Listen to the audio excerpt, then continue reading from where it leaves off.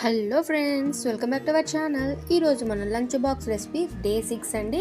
Day 6లోకి నేను tomato rice అయితే చేశాను. చాలా ఈజీగా చాలా టేస్టీగా అయితే ప్రిపేర్ చేసేసుకోవచ్చండి. ఫస్ట్ ఈ రైస్ కోసం ఒక ఉల్లిపాయని తీసుకొని ఇలాగ సన్నగా కట్ చేసి పెట్టుకోవాలి. అలాగే 2 పచ్చిమిర్చిని కట్ చేసి పెట్టుకోవాలి.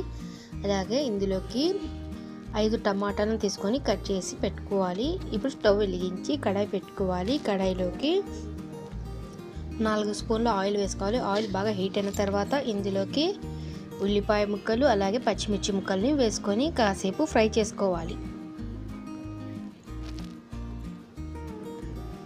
ఇప్పుడు ఇందులోకి కొద్దిగా కరివేపాకుని వేసుకోవాలి.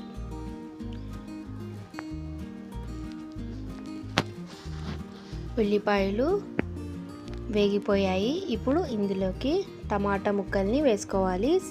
టమాటాలు చూడండి, ఇలాగా సన్నగా కట్ చేసుకోవాలి. లావుగా కట్ చేస్తే బాగోదు.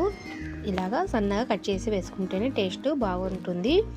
ఇప్పుడు ఇందులోకి ఒక 1/2 స్పూన్ పసుపు అలాగే 1 స్పూన్ ఉప్పుని వేసుకోవాలి.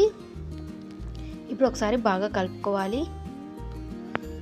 లో ఫ్లేమ్ పెట్టుకొని టమాటాలని బాగా మగ్గించుకోవాలండి. ఇప్పుడు ఇందులోకి కొద్దిగా కొత్తిమీర అలాగే కొద్దిగా పుదీనా తీసుకొని ఇందులోకి వేసుకుంటే ఈ ఫ్లేవర్ చాలా బాగుంటుందండి టమాటో రైస్లో.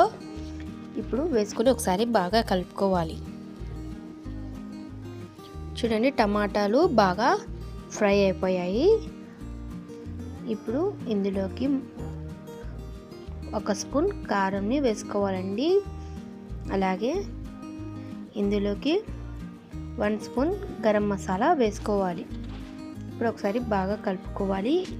ఒక 2 నిమిషాలు ఇలానే ఫ్రై చేసుకోవాలండి. ఇప్పుడు ఇందులోకి ముందుగానే వండి పెట్టుకున్న అన్నంని వేసుకోవాలి. వేసుకొని ఒకసారి బాగా కలుపుకోవాలి. ఒక 2 నిమిషాలు ఉండనిచ్చి స్టవ్ ఆఫ్ చేసేసుకోవాలి. టమాటో రైస్ అయితే రెడీ అయిపోయింది.